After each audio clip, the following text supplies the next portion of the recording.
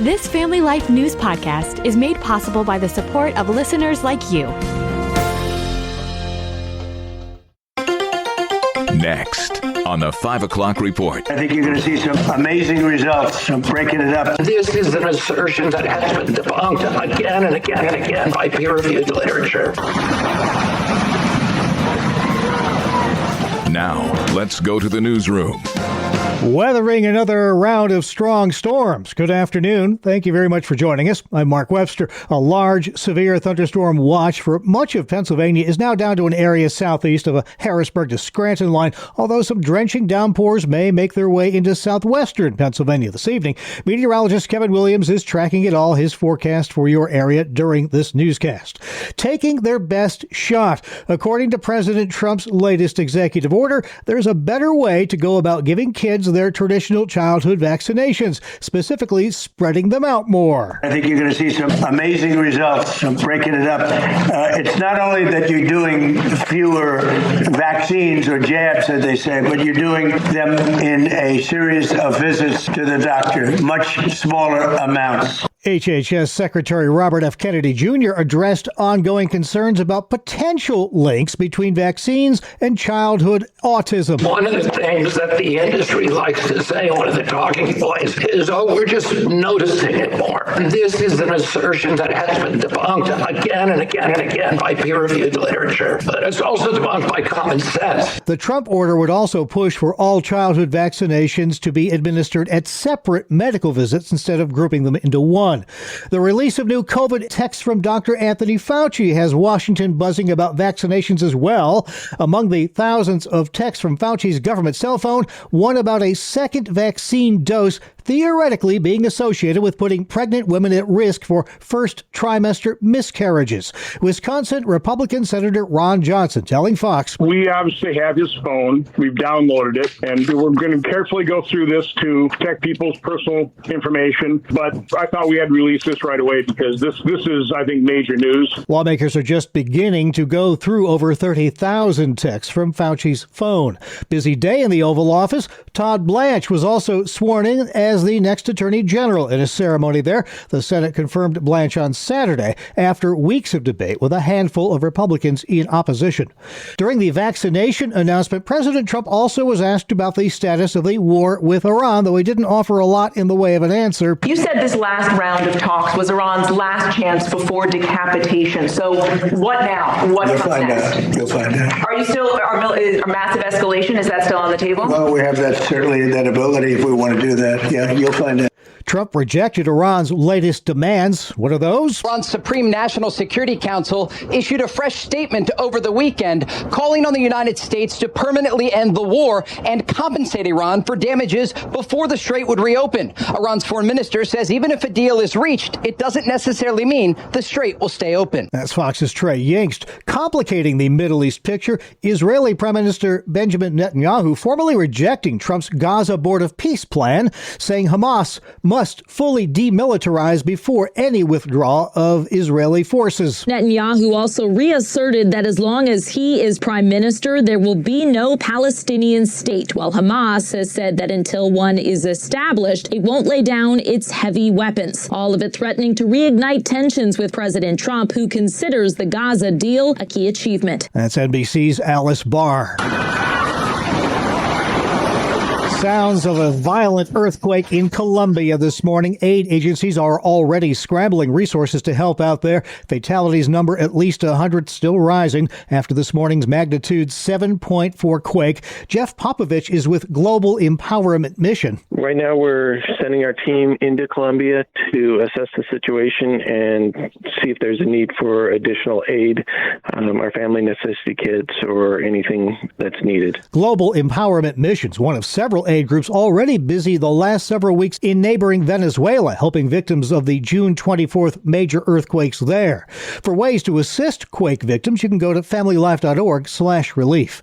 Wildfires continue to rage without relief out west. Nearly 100 large fires burning nationwide, scorching more than 3 million acres as exhausted firefighters race to contain the flames. Most of them in the west, nearly 50 in Oregon and Washington alone, while evacuations are being ordered near Reno, Nevada, as the bug fire torched more than 15,000 acres over the weekend. That's ABC's Kenna Whitworth. Well, National Poll Worker Recruitment Day is tomorrow. The U.S. Election Assistance Commission established the day, observed annually on August 11th, to promote civic engagement and encourage people to sign up to be volunteer poll workers. In order to address the ongoing shortage of trained poll workers, the Civic Trust aims to recruit additional employees and expand civic time off. Still to come here on the 5 o'clock report, a recap for you of our top regional stories coming up after weather with Kevin. I'm Kevin Williams, and here is your Family Life regional weather forecast. Keep an eye peeled for a thunderstorm this evening. There'll be a couple of strong ones crossing the area. As the humid air departs, tomorrow will be a little more comfortable, but there'll still be some wildfire haze in the upper parts of the atmosphere and producing a bit of a milky sky. But humidity will lower before the next round of humidity and showers comes for us. That'll be later in the week. So the call for tonight, watch for shower thunderstorm this evening. And then overnight, it's partly cloudy, low temperature 60s. For tomorrow, it'll be less humid across New York with a mix of clouds, sunshine, a bit of haze. Clouds will be a little more stubborn from the New York-Pennsylvania border south, so there'll be a spot shower or afternoon thunderstorm. High temps in the lower 80s. And then for Wednesday, some sunshine, chance for an afternoon shower thunderstorm, and high temperatures again in the lower 80s. Thank you, Kevin. Now checking the stories making news where you live across New York and Pennsylvania. Pennsylvania's Attorney General is backing a ban on hemp products. Family Life's Sarah Harnish explains. Republican Dave Sunday joined more than 30 attorneys general in a letter to Congress arguing the merits of a crackdown, saying it would clarify for police the legal status of certain intoxicating products containing THC, a chemical found in cannabis plants that can produce a high. Officials across the state of Pennsylvania say they're scrambling to protect kids and adults from unregulated products like those containing Delta 8. Sunday asked for a federal definition that creates uniformity throughout the nation. Sarah Harnish, Family Life News. Thank you, Sarah. There's a bill in the works to eliminate property taxes in PA. Representative Wendy Fink, a Republican from York County, telling CBS 21. Our constituents now can't afford their property taxes. We have 5,000 to 10,000 houses every year taken from them for their inability to pay their property taxes. Fink says she's starting a tour of the state to draw more attention to what is House Bill 1649. Dawn Kiefer has the same bill in the Senate, and Senator Kiefer and I are going around the state explaining to the constituents what our bill is, what is in it, why we need it, what's going to happen if we don't get it passed. Fink says the current rate at which school property taxes are increasing is unsustainable. She's created a tool on her website at repkennedyfink.com to see how property taxes would change in your favor if that bill passes. There are just 85 days until Democratic Governor Josh Shapiro squares off against Republican challenger Stacey Garrity. The two have, of course, very different opinions on many things, including how the Pennsylvania economy is doing. They just rated Pennsylvania the top state in the Northeast for economic competitiveness. Last week or 2 weeks ago, CNBC gave us the highest rating when it comes to top states for business. The U.S. News & World Ranking report came out last week, I believe. We are now 47th in the nation economically. We were 39th. Economist Heather Long told WHTM how she views things. Overall, Pennsylvania is kind of in the middle. If you look at all 50 states on growth, it's good, but it's not great. But it is one of the star performers in the Northeast region. One of the things helping Pennsylvania's economy is its relatively affordable home prices right now. To Western New York next, the longtime Buffalo businessman who owned the Braves, Darien Lake, and the Hyatt Regency Hotel has passed away. Paul Snyder was a prominent figure in Buffalo business and sports. He co-founded Freezer Queen, a frozen food packaging company based in Western New York. And it's a wrap. This year's Rochester Air Show in the rearview mirror, and a big hit with thousands Saturday and Sunday. We've been to every single air show, so we're coming to this one this year too. One of the best stories of the weekend, a married pair of U.S. Marine Corps F-35B Lightning II pilots performing side by side. Majors William Horn and Simone Romano both fly the F-35B. They met in flight school back in 2019, and Horn is a Rochester native. It's always fun when I get to bring her back home, take her to all the good food spots that I miss, and garbage plates, of course. Romano told WHAM she loves to perform when her husband's family is in the audience. He's feeling great, so excited to put on a show, especially for his hometown. It's really special for him and his family as well. 50,000 people make it to the Rochester International Airport each year to check out 11 build acts and flight demonstrations and see over a dozen historic aircraft. But this year was extra special with that married couple in the sky performing together. Up next, highlights from today's Noon Report feature, why do so many Christians have a tough time understanding the biblical concept of grace? Binghamton, New York pastor George Yokit joined our Bob Price to unpack the meaning of grace and the freedom it holds for believers. George, there have been a lot of books written on grace. What makes yours different? It's different because it's the spiritual mechanics of walking in the Spirit. Grace is not a license. It can be used as license, but grace is the very power of God over sin. You talk in the book about living an exchanged life and how this book is a journey out of the courtroom and into the garden. What does that mean exactly? Well, we know that the garden has a choice to live off two trees, tree of knowledge of good and evil or the tree of life. Non-Christians, they have no choice. They live off the tree of knowledge, good and evil. As Christians, we have a choice to live off the tree of life, which is the source of our very life, or we make the mistake of continuing to live off the tree of knowledge of good and evil. On the cover of your book, you have a picture of a courtroom gavel. Law or grace, where do you stand? Why is that such a complicated thing for Christ followers? Because we all know we're saved by grace through faith, not of ourselves.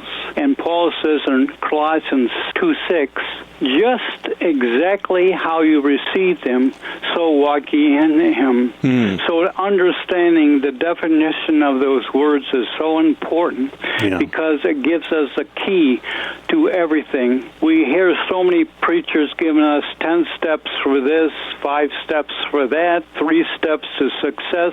Those are good steps, but they are all dependent on God's influence and his persuasion, and that's what grace and faith mean. I've had a lot of Christians when we talk about law or grace, Old Testament law, New Testament grace. Jesus says, I did not come to replace the law, but to fulfill the law. When we have this debate about Old Testament, New Testament, and the role Jesus plays in the fulfillment of the law, what does that mean exactly in real practical terms? He fulfilled the law because it's his nature. We are told to be like Jesus, to allow his life to live through us. The very Son of God said he could not do anything of his own, but he only did what he see the Father doing and only spoke what he heard the Father saying. Thank you, gentlemen. You can hear the entire feature and all of our Family Life original news features at Apple Podcasts, YouTube, Spotify, and FamilyLife.org. This is the 5 o'clock report on Family Life. Baruch served faithfully, but his heart was weary. Hi, I'm Rob West with your Faith and Finance Minute.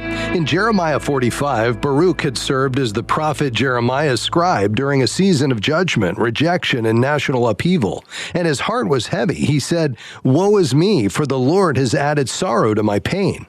Then God asked him a searching question. Do you seek great things for yourself? Seek them not. That's not a rebuke against diligence or responsibility. It's a warning against making personal greatness the goal.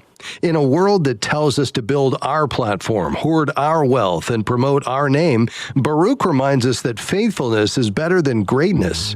God didn't promise Baruch comfort or status. He promised him life. And in the end, that was enough.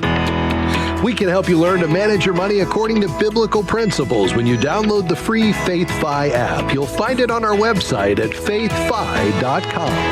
Thank you, Rob. Finally, at 5, they say, don't take your work home with you. But this is a wonderful exception to the rule. It started with Massachusetts neonatal intensive care nurse Nora Lucier taking care of baby Pamela, who had a rough start to life, exposed to harmful illegal drugs in the womb.